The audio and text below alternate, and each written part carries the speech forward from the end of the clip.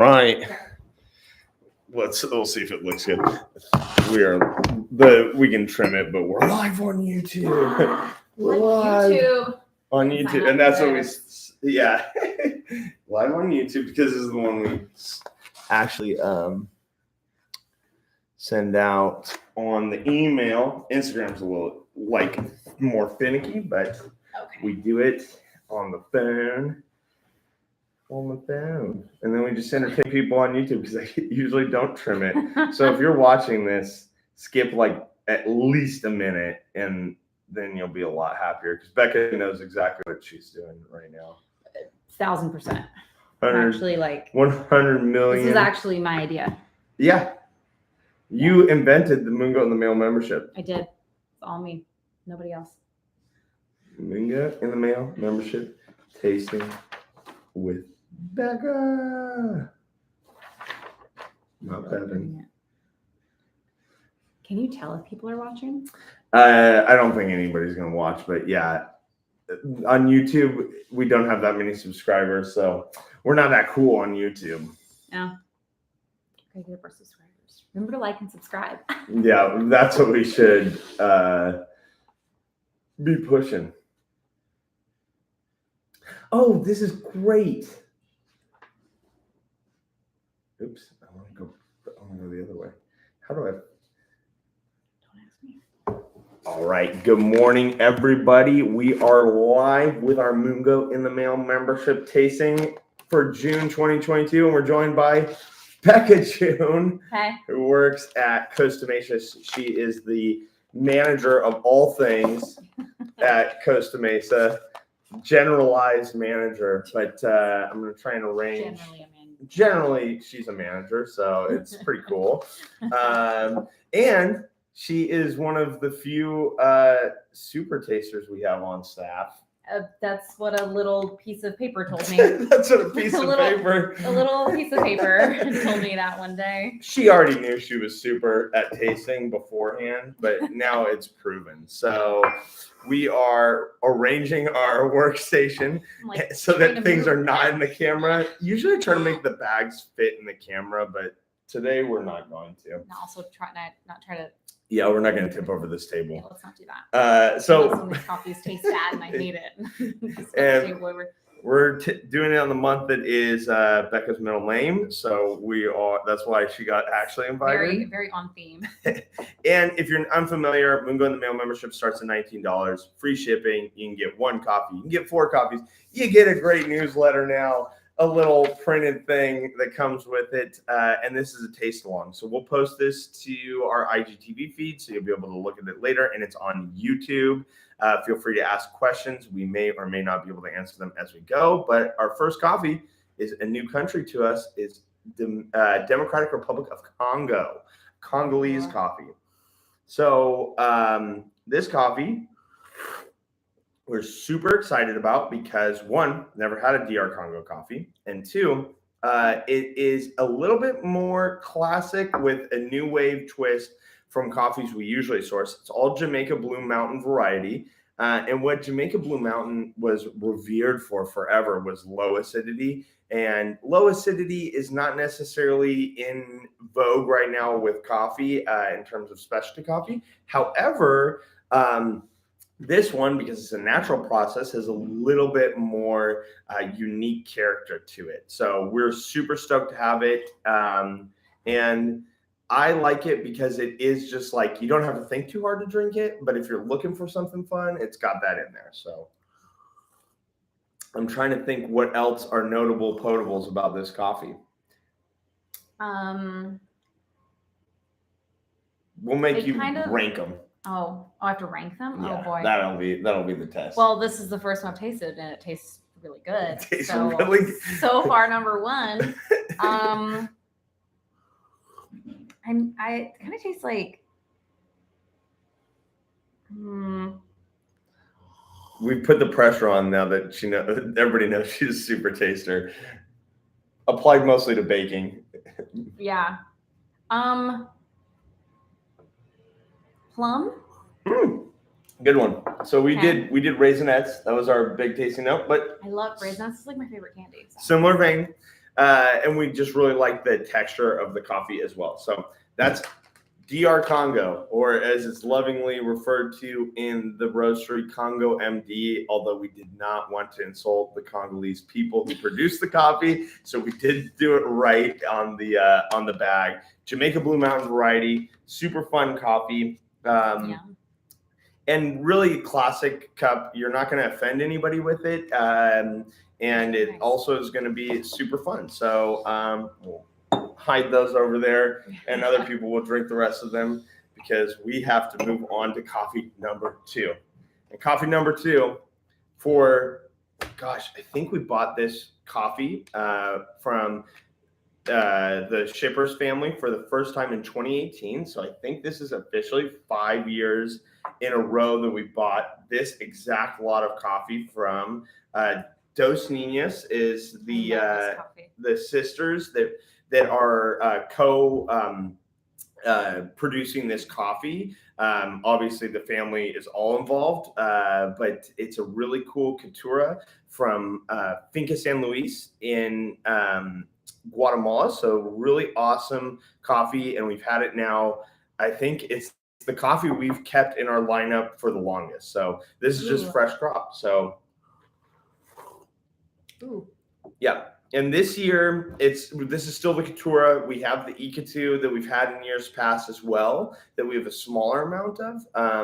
But you know what we love about this one is that it is a little bit lighter than what you're kind of thinking about with a classic Guatemalan coffee. It's always got some really nice, whether it's pine nut or pistachio sort of flavors, and then it has some chocolatey and a little bit of citrus in the mix, so you get that like really cool balance of coffees. And my favorite thing is even people who don't like light and bright coffees generally still like this coffee. So this is a fun one for those kinds of people. I was gonna say the first thing I smelled was like toasted pine nut. Yeah, it was like the first thing I could smell, like a totally nutty kind of like a toasted flavor. It's awesome coffee. I really like it. I like it too. Which one's better? Don't force rank them. The Guatemala. Yeah, I like it. I like that one a lot. If I had to drink one, I would pick that one. The DR Congo is fun and new. Yeah. All right, so third, but not last. Definitely not least. This is a new relationship we just started with a group of producers, but this one's from Felipe Perez, and it's a new export group that has a ton of traceability and some cool options. And this is all Castillo. It's a coffee we show the bag. Yeah, show the bag. We got this coffee because it's actually going to go into a blend, and we don't always put the coffees we do just for blends in the subscription, but this one was one that stood out as something that we wanted to actually bring it beyond the blend, and also have that traceability to the variety and everything. So really cool coffee. And from a tasting note perspective, it doesn't have as much of the vibrant tasting notes, but it's got a really nice structure. And I think I'll have to remember, because I'm the person who wrote these tasting notes, but it has like a lemony, pithy sort of flavor profile that's cool, because it's like dried lemon and a tea kind of notes. And then that is really the structure of the acidity, and then it's such classic coffee all the way through. Nutty, really easy to drink, and good structure, really nice acidity, and a fun coffee. And the best blender type coffee we got, where it's like, this is almost good enough to feature as something really special. But we were excited about it. Yeah, I was gonna say definitely like some type of tea. Yeah. Like a black tea kind of. Yeah, that was another thing. We kind of were like black tea, tea-like. It's really nice. So. All right. On to number 4, and I'm using the newsletter we send to double check all my facts instead of relying on the old noggin like I usually do. And this is probably the most fun coffee, the most weird coffee we have for this month. So if you get 4, or you get the 450-gram bags just to get Oh. a sampler pack. You get Oh, some wow. really fun coffee on the last one. And we're putting it in a big bag. This is normally one we put in a small bag, but it's in a big bag. And this is from that same export group. And another gentleman named Felipe Arcia. And this is fermented with mandarins. Yeah. Wow. That the aroma of that was like Powerful. very powerful. Yeah. Yes. So this is going to be, you're either going to love it or you're going to hate it. Polarizing kind of coffee. I enjoy it. It's about as weird as I'll get and still enjoy it. It's different. It's orangey though. It's very orangey, very like orange rind, kind of like a dried orange almost, like you said, like that fermented. Yep.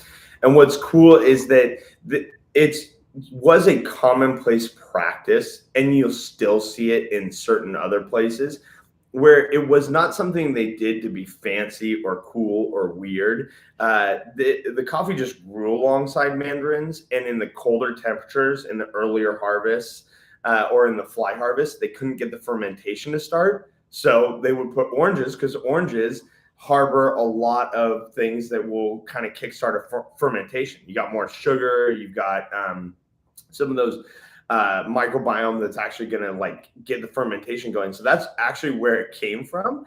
So it's really cool to kind of bring this thing that is not just hopping on the trend of weird fermentations, but a classic old school farmer trick to get things kicked off. So this one's really fun. And if you haven't signed up for a subscription, this might be our nod to say, hey, get the 450-gram bags. It's the cheapest option, ships free, and you'll get to try all three plus this cool, crazy, weird one. So I guess now we make Becca tell us which one was her favorite. Oh man.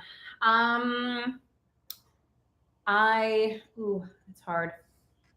I really like the Guatemala, so I'm gonna say number one. Number one. I really like the Colombia with the mandarins. Number I think two. It's really unique. I probably should have gone from last, but whatever. We're doing it. And then I think the Congo, the DR Congo is really good. There you go. Colombia. I really like the Colombia. I drink my coffee black, so I like to be able to like have the flavors. And so I feel like this one, I feel like the Colombia might be really good with adding, like if you like to add like milk or creamer to your coffee, I think the Colombia would be good. But the rest of these are like need to be enjoyed either like. Yeah, I think if you put cream and sugar, especially in the mandarin one, you'd probably get a weird effect, right? Yeah. I don't think it would work well. Yeah. But as we're finishing, it is the one that I'm going to pour a little bit more of the mandarin, just because I'm like, it's kind of it makes you think when you're drinking the coffee. So I like that. And you wouldn't think that like oranges and coffee go together, but I think they really do. Yeah, I think I recently had an orange cinnamon latte somewhere. There you go. And I was like, this is gonna be weird, but something about the brightness and it was good weird, huh? It was good weird. There you go. Weird. So and it's fun. Yeah. So that's the tasting, but we've got a couple other things we should talk about because this we just did an all staff meeting where we talked about sustainability, and we never really bragged too much about what we do, but it's good to like help people even understand what we're doing on our side of things. And the biggest thing is if you're getting an extra pound of coffee or an extra bag of coffee for the house, don't get a bag, get a can, because we've got 2 new cans. Don't have them with us, but you'll have to go to the stores or look on the website for the cans because they're really cool. And things we love about them, they're 10 times more recyclable, even by the most conservative standard, than anything plastic. So they're just way more sustainable, even if you do throw it away. But if you don't throw it away and you keep it, you get $1 off. So we are stoked about that. And we got some quick stats for our coffee sourcing for the half year because we did a whole thing for last year, and we are currently using 25 times less water than commodity coffee in sourcing and in brewing. So we're averaging 2 gallons per pound on average, whereas traditional is over 100. We're currently still paying double fair trade or commodity price for coffee. And we are buying coffee with an 85 cup score on average. And we are still 100% traceable to producer. And we've bumped up to 70% traceable to the actual plant that's grown on the farm, which is super cool. And then we're going to save 20,000 pounds of CO2 this year alone with our roasting by just changing up some of our practices and getting a more efficient air recirculation system for the roaster. And with our retail stores, we're so stoked. We're finally going to be over 90% of all of our food waste compost is going to actually be composted. So we're stoked on those things. And wanted to brag a little bit because also the baristas, the roasters, they all put in a lot of hard work to get to those things. So a little bit of recognition to say we had some pretty lofty targets and we're meeting most of them. And we're going to try and do it. But and then also, if you stuck around this long, then we'll say, Becca June, what do you do at MoonGoat? What do I do? Yeah, what do you do? I'm the Payroll. payroll. Yeah, I'm the general manager at the Costa Mesa location. So yeah, I do a little bit of everything. Everything. But I started out as a barista at our Garden Grove location, and then 2 years ago exactly. Also do a lot of the like baking and kitchen stuff. Did that for a while, and now we're here and. Now I'm a coffee taster, apparently. A super taster, according to a test strip. Yes. That's awesome. Yeah. So you can catch Becca at Costa Mesa most times, and now every once in a while doing a coffee tasting with me. So cheers, guys. We'll look through questions in the chat and see if we can't answer any as my phone flops down, and that's a good way to end it. Okay, bye. Okay, bye. Okay, bye. Okay, bye. Okay, bye. Okay, bye. No, that's